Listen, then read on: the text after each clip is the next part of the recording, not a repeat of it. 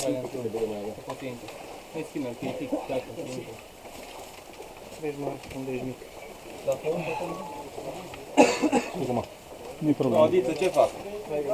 Pe tot Turn, întreb, tată, pe turn! Ce zici?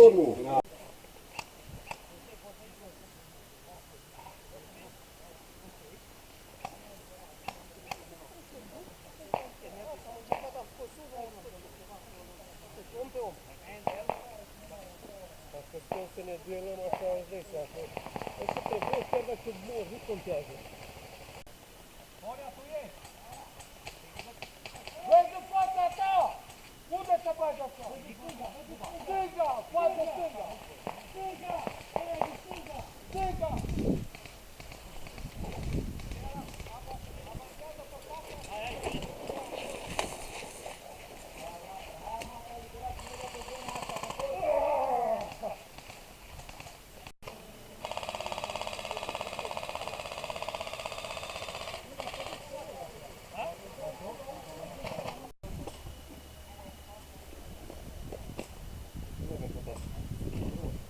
În față la 80 de metri pentru voi. Uite așa, nu? Cam așa.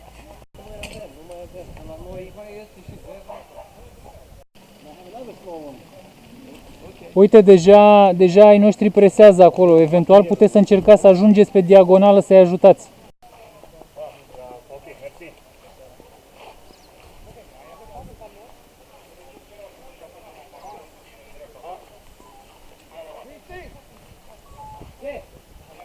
Cai în bază pentru comandat.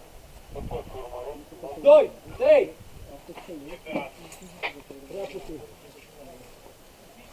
E zona asigurată, suntem destui.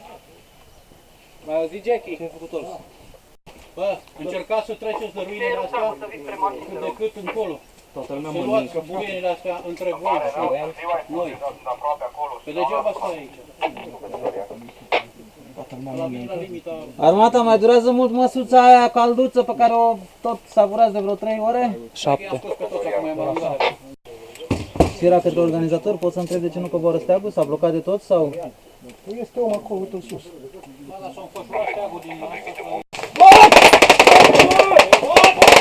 Vezi, vezi! Vezi! În spate, în spate, în spate, în spate!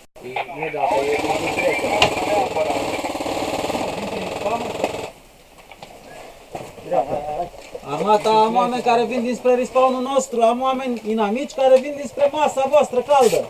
Noi suntem în clădire acum? Da, avem oameni în clădire.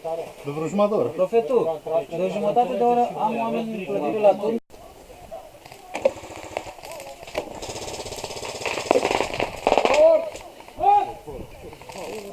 Mă bat, pot să trec.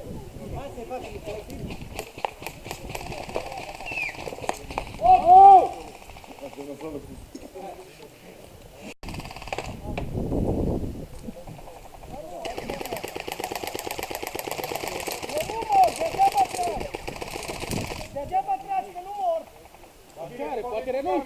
Da, poate renunț, corect. Păi dar ce? Păi eu îmi fac treaba, eu nu știu dacă tu mor.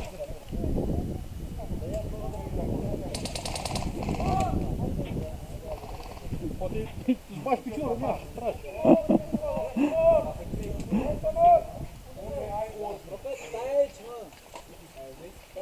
Să vină profet să facă saltis.